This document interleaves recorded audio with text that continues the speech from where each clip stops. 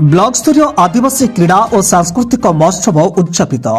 नवरंगपुर जिला Papadahandi block दलैकुड़ा mini stadium ठारे गत 7 तारिख चलिथिबा आदिवासी क्रीड़ा और सांस्कृतिक महोत्सव आज उद्यापित होई जाइछि।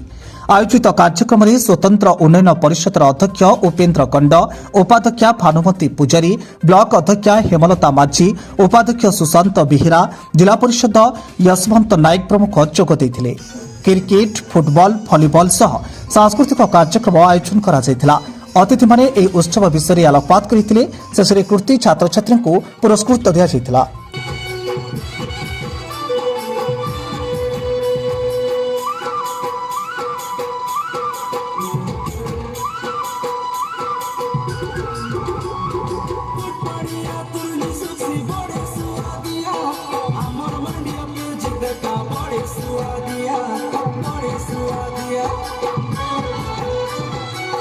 प्रथम मो परिचय दूसरी मो ना उपेन्द्र उन्नयन परिषद नवरंगपुर जिला जे आज नवरंगपुर जिला अंतर्गत पापड़ाहांडी पंचायत समिति ठारे जो स्वतंत्र उन्नयन परिषद द्वारा आज आदिवासी मानकर जो क्रीड़ा एवं आदिवासी मानकर जो संस्कृति महोत्सव ये